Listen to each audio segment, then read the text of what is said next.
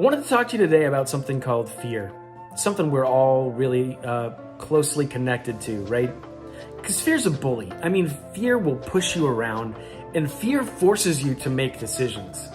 I mean, if you see a spider run across the floor and you're scared of it, you're gonna jump and scream.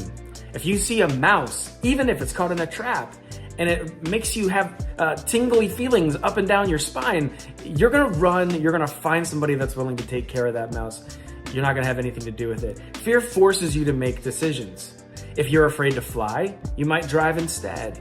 If you're afraid of risk, then you're probably not gonna jump out of an airplane with a parachute. Fear causes us to make decisions. Sometimes those decisions keep us safe, and sometimes those decisions hold us back because fear is a bully. It pushes us around.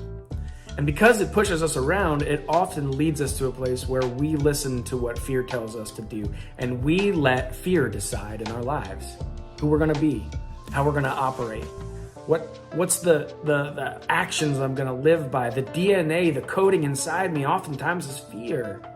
It decides for me. But as we talk this morning about that, I know that fear is powerful for all of us. There might be a lot of things that scare you. Maybe the thought of having a conversation with that relative who shows up at your birthday parties and at Christmas and things like that. Maybe having a conversation with them that you know you need to have scares you to death. You're afraid of conflict, and so you don't want to jump into that. Maybe you're afraid of going to the doctor because of what the results might be. Whatever it is, fear can control us. But fear is not the operating system that God has. In fact, it's quite the opposite of that. In fact, God invites us to live and think as He does. But it's beautiful because He also gives us the tools to do it.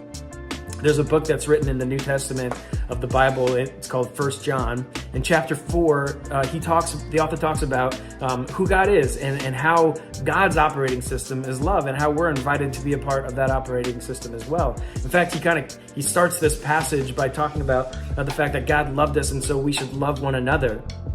And even though we've never seen God, that when we decide to love, it gives the world an opportunity to see what God looks like, because that's His operating system.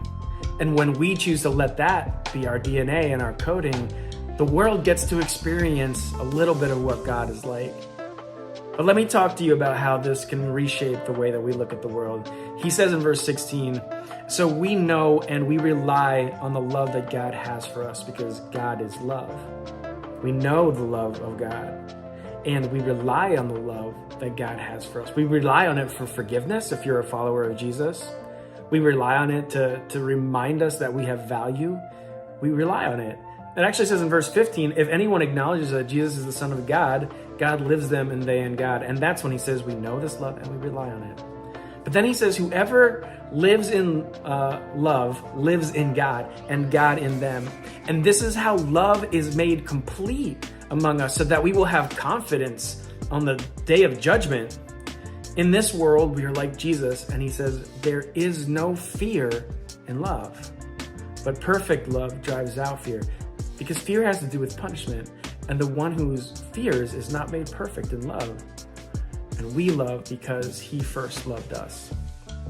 I mean, this is the operating system that God has, that when we choose to live in God, it says here, the author here says that if we live in love, we live in God. We're living inside the mode that God operates from.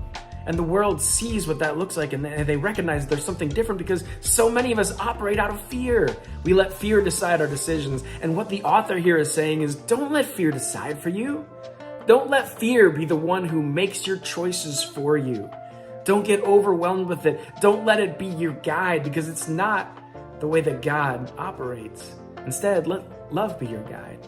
And as we do, we begin to operate and think the way that God does. And we see the world the way that he does. And it says we love because he first loved us. And as we begin to love like that because he first loved me, fear is driven out. And fear, that bully that's become so strong in so many of our lives and influencing us in so many decisions, can be shrunken down and pushed aside, and we can grow stronger as we begin to operate with that coding that God has too.